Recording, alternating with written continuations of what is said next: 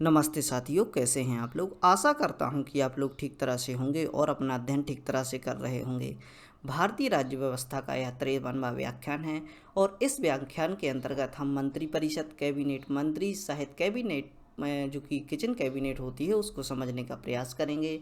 एक थोड़ा सा आइडिया ले लेते हैं कि क्या होता है, इनमें डिफरेंस क्या है। सबसे पहले हम बात करेंगे मंत्रिपरिषद की। तो मंत्रिपरिषद जो होती है वो हमारी काउंसिल ऑफ मिनिस्टर की जो ऐसी परिषद होती है जिसमें सदन के 15% सदस्यों को शामिल किया जाता है, जो कि निर्णय लेने के लिए, तत्कालिक निर्णय लेने के लिए उनको शामिल किया जाता है।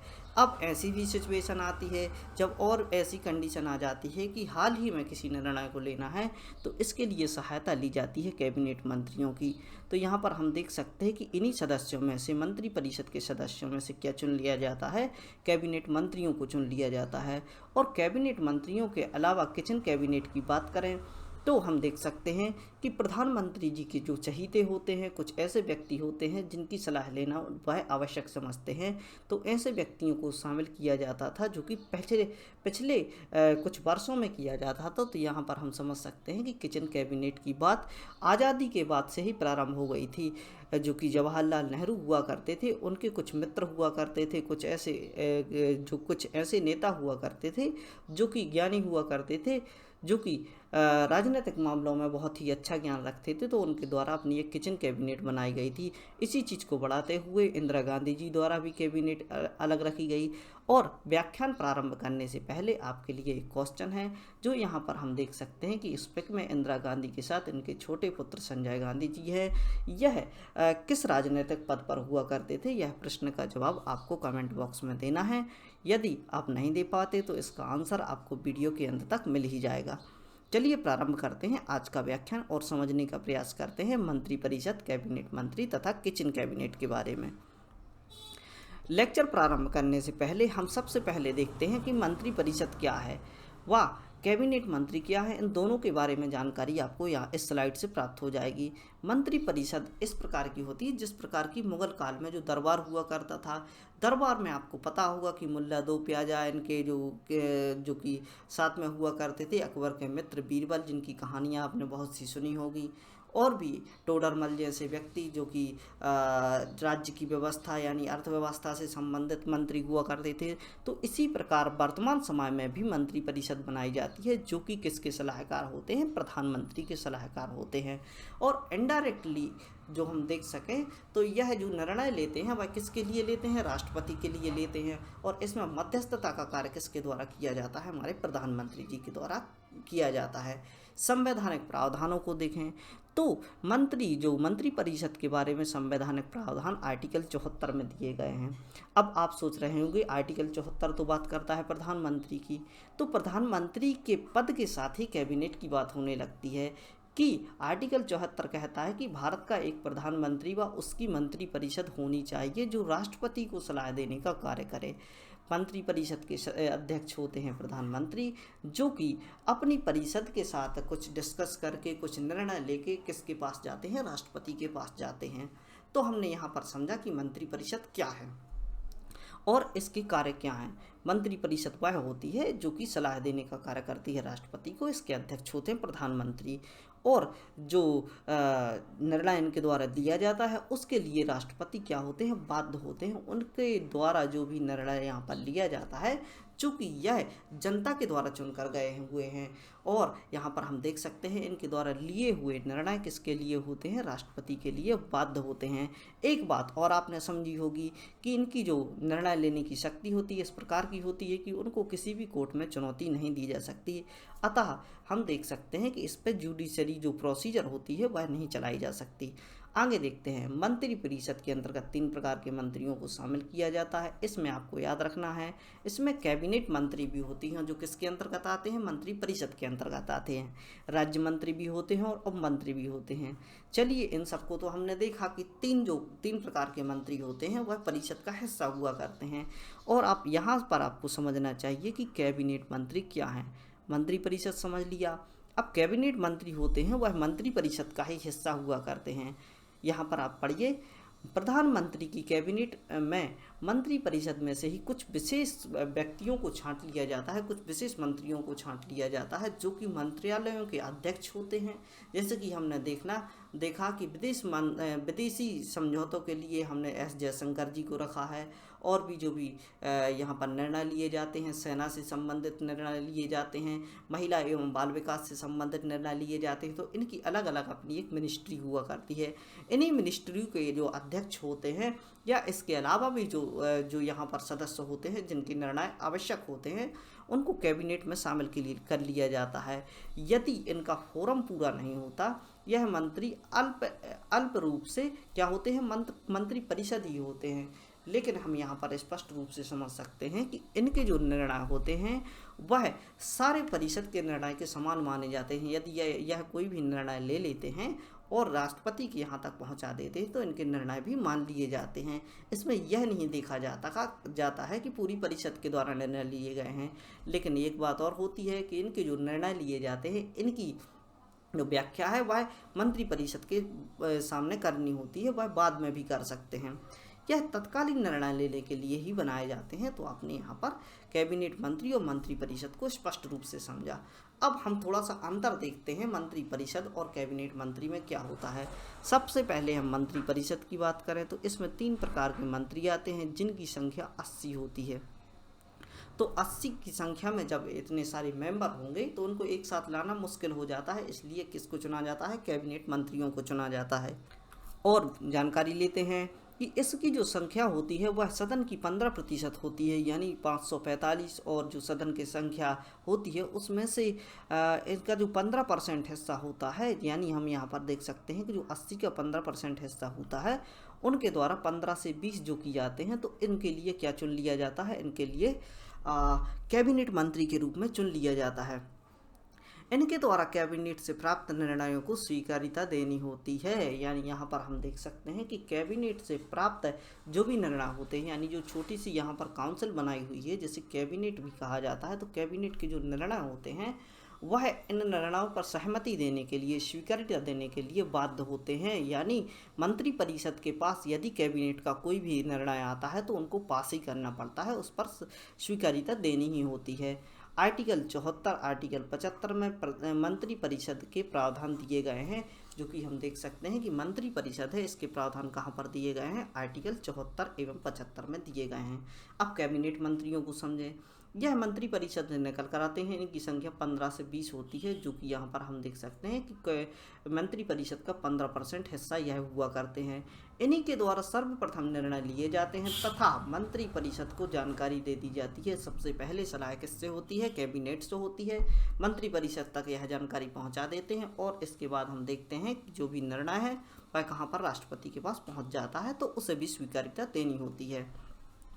मूल संविधान में कैबिनेट शब्द का प्रयोग नहीं किया गया था, यानी अब हम देख सकते हैं कि कैबिनेट शब्द का उस समय तो प्रयोग नहीं किया गया, क्योंकि हम देख सकते हैं कि जब भी कोई चीज़ बनाई जाती है तो उसका जब इम्प्लीमेंटेशन किया जाता है तो उसमें कुछ ना कुछ परिवर्तन आ ही जाते हैं।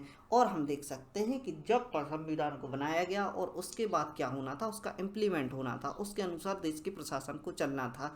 जब देश में प्रशासनिक व्यवस्थाओं के चलने की शुरुआत हुई तो यहाँ पर मंत्री परिषद की सलाह लेना बाध्य हुआ करता था। अब हम देख सकते हैं कि मंत्री परिषद की सलाह लेने के लिए सारे मंत्रियों को एक साथ लाना और इस प्रकार के निर्णय भी लिए जाते हैं जो तत्कालीन स्थिति में लिए जाते हैं। तो इन्होंने अपनी सुविधा की दृष्टि से कैबिनेट को रखा। 1978 का जो समय था, 44वें संविधान संशोधन द्वारा क्या हुआ कि आर्टिकल 352 में कैबिनेट शब्द जोड़ा गया। 352 आर्टिकल आपको याद आ रहा होगा, यह किससे संबंधित है, यह है आपातकाल से संबंधित। राष्ट्रीय आपातकाल जब 1975 से लेकर 77 तक की स्थिति में लाया गया, तब ऐसे निर्णय लिए गए जो कि सीधे तौर पर प्रधानमंत्री जी द्वारा या राष्ट्रपति जी द्वारा यहाँ पर ले लिए गए थे। तो राष्ट्रपति शासन के समय राष्ट्रपति जी द्वारा जो निर्णय लिए गए और इनडायरेक्टली में हम देख सकते थे यहाँ पर प्रधानमंत्री जी निर्णय ले रही थी। तो इसमें हम देख सकते हैं कि कुछ ऐसे निर्णय लिए गए जो अनैतिक हुआ करते थे। अब इस प्रकार की अनैतिकता भविष्य में ना हो, इसके लिए सरकार ने क्या किया, आने वाली जो सरकार हुआ करती है, जो कि 44वां संविधान संशोधन 1978 में निकल कर आया, जब इस समय पर मोरारजी देसाई की सरकार हुआ करती थी, तो उनके द्वारा यह संशोधन लाया गया तथा यह निर्णय लिया गया कि अब कोई भी ऐसा नेता यदि किसी भी प्रकार का निर्णय लेता है तो उसको क्या करना चाहिए, कैबिनेट से सलाह लेनी होगी, और कैबिनेट से जैसे ही सलाह ली जाएगी उसके बाद ही आप इस प्रकार के कार्यों को कर सकते हैं, आपातकाल को लगा सकते हैं। यानी आपातकाल लगाना अब उतना सहज नहीं रह गया था कि राष्ट्रपति की सहमति मिल गई और आपातकाल लगाया गया। एक बार जो राष्ट्रपति होते हैं उन्हें अपनी कैबिनेट से सलाह करने की आवश्यकता पड़ती है, और साथ में जो प्रधानमंत्री होते हैं वह भी इसी के अंतर्गत आ जाते हैं। इनकी सलाह को बाध्य कर दिया गया, यानी अब इनकी सलाह आवश्यक है। इनकी सलाह के बिना कोई भी इस प्रकार के 352 को लगाना या आपातकाल की स्थिति को लगाना बाध्य कर दिए, निषिद्ध कर दिया गया। अब हम समझ सकते हैं कि किचन कैबिनेट क्या है। किचन कैबिनेट या इनर कैबिनेट भी इसको कहा जाता है। किचन कैबिनेट में आप स्पष्ट रूप से समझ सकते हैं कि यदि आप भले ही कितने बड़े नेता हों, लेकिन आप जब घर पर बैठते हैं तो थोड़ी बहुत सलाह घर वालों से भी ले लेते हैं। आप किसी ऑफिस में कोई भी काम कर रहे हैं, किसी भी प्रकार का निर्णय लेते हैं, जब खाने की टेबल पर जाते हैं तो आप अपने परिवार के परिजनों से कोई भी सलाह लेते हैं, तो इसी प्रकार की सलाह प्रधानमंत्री जी द्वारा भी ली जाती है। अपने जो चहीते व्यक्ति हुआ करते हैं और उनको एक घर के रूप में, एक किचन कैबिनेट के रूप में इन्होंने स्थापित किया था। तो प्रधानमंत्री जी द्वारा अपनी सलाह लेने के लिए कुछ विशेष व्यक्तियों को रखा जाता है, जिसे किचन कैबिनेट कहा जाता है। इसके निर्णय मंत्रियों के अलावा किसी भी व्यक्ति द्वारा मंत्रियों के अलावा किसी भी व्यक्ति को भी शामिल किया जा सकता है। यानी मंत्री तो यहाँ हो भी सकते हैं, लेकिन किचन कैबिनेट में चूँकि हम देख सकते हैं किसी भी प्रकार के प्रेजेंस की ज़रूरत नहीं होती है, कोई संवैधानिक चर्चा नहीं होती, तो जब किचन कैबिनेट बनाई जाती है तो वह अपने समझदार, अपने किसी भी मित्र के लिए जो कि सलाह देने के लिए उनको सही लगता है उसको इसमें रख सकते हैं। विश्वास पात्र व्यक्ति इसमें शामिल किए जाते हैं। तो यहाँ पर हम देख सकते हैं कि जो हमने संजय गांधी जी की बात की वह इसी किचन कैबिनेट का हिस्सा हुआ करते थे। एक बार ऐसा भी समय आया कि जब सारे निर्णय किचन कैबिनेट के जो सदस्य हुआ करते थे, जो कि संजय गांधी जी हुआ करते थे, इनके द्वारा लिए जाते थे, और अपनी माता जो कि इंदिरा गांधी जी हुआ करती थी उनको यह सलाह दिया करते थे। एवं हम देख सकते हैं देश के ऐसे कई निर्णय इनके द्वारा लिए गए। इंदिरा गांधी जी के कार्यकाल में संजय गांधी जी द्वारा सलाह दी गई तथा कई निर्णय भी लिए गए। तो इस प्रकार हमने किचन कैबिनेट को यहाँ से स्पष्ट रूप से समझा। यदि आप उस समय का अध्ययन करेंगे तो आप स्पष्ट रूप से समझ पाएंगे कि किस प्रकार के निर्णय इनके द्वारा लिए गए। किचन कैबिनेट लोकतंत्र के लिए खतरा माना जाता है। यानी हम देख सकते हैं कि जहाँ इतने सारे नेता है, इतना सारा चुनाव कराया जाता है, खर्चा कराया जाता है एक लोकतांत्रिक देश को चलाने के लिए, वहीं किसी अपने खास मित्र या किसी भी व्यक्ति को इसमें शामिल कर लेना तथा उसके निर्णयों पर कार्य करना, यह एक लोकतंत्र के लिए खतरा माना जाता है। तो यहाँ पर हम देख सकते हैं कि लोकतंत्र क्या होता है। लोकतंत्र की सीधी सीधी परिभाषा होती है कि कोई भी जो मसला है, कोई भी जो विवाद है वह चुनाव से हल होना चाहिए, ना कि दबाव से। किसी भी दबाव के कारण आकर किसी भी प्रकार के निर्णय नहीं लिए जाने चाहिए, कि उसके लिए चुनाव की आवश्यकता होनी चाहिए। यानी 10 व्यक्तियों की भी यदि जो कि जनता के द्वारा चुनकर जा रहे हैं, यदि ऐसे 10 व्यक्ति भी हैं तो उन 10 व्यक्तियों की सलाह लेनी चाहिए। यदि 8 व्यक्ति उसमें सलाह को स्वीकार करते हैं तो उनकी सलाह को माना जाना चाहिए। ऐसा नहीं होना चाहिए कि किसी भी 2 व्यक्तियों द्वारा कोई निर्णय लिया जाए और उनके दबाव में अन्य भी उस निर्णय के बलि चढ़ जाएं या उनको भी निर्णय लेना पड़े। तो इस प्रकार की बात यहाँ पर की जाती है। कैबिनेट मंत्रियों की शक्तियों को समझने का प्रयास करते हैं। तो कैबिनेट मंत्रियों में बहुत सारी शक्तियाँ होती हैं। माना जाता है कि मंत्री होना चाहिए तो कैबिनेट में होना चाहिए। यह देश का सबसे बड़ा निर्णय लेने वाला निकाय होता है। यानी हम देख सकते हैं कि जो राष्ट्रपति को सलाह दे रहा है, यानी निर्णय लेने वाला सबसे बड़ा निकाय किसको कहा जाता है? मंत्रिपरिषद को कहा जाता है। कैबिनेट मंत्रियों को कहा जाता है, जो कि मंत्रिपरिषद से भी ज़्यादा शक्ति रखते हैं, चूँकि यह निर्णय ले लेते हैं। इसके बाद मंत्रिपरिषद को अपनी बातों को ट्रांसफ़र करते हैं। यह राष्ट्रपति को सलाह देने का कार्य करते हैं, इसलिए इसे सबसे बड़ा निकाय कहा जाता है। कारण राष्ट्रपति देश का सर्वोच्च व्यक्ति माना जाता है, प्रथम व्यक्ति माना जाता है, जिसे सलाह देने का कार्य कैबिनेट द्वारा किया जाता है, तो इन्हें सर्वोच्च शक्ति प्राप्त होती है। पॉलिसी बनाने को कार्य इन पॉलिसी बनाने का जो कार्य होता है इन्हीं के द्वारा किया जाता है। जो पॉलिसीज़ बनाई जाती हैं, जो योजनाएं बनाई जाती हैं, विभिन्न प्रकार की योजनाएं आपने समझा होगा, जनधन योजनाएं हैं, और इसके अलावा हम देख सकते हैं जल जीवन मिशन है और वृद्धा पेंशन है। इस प्रकार की जो देशव्यापी योजनाएं हैं इनको चलाने के लिए इनके द्वारा पॉलिसी बनाई जाती हैं, तथा इसके बाद यह इनके पास अपने कुछ मंत्री भी होते हैं जो कि इनके नीचे कार्य करते हैं। उसके बाद जो IAS ऑफिसर्स वगैरह होते हैं उनको यह कार्य सौंपा जाता है और इस कार्य को वह इम्प्लीमेंट्स करते हैं।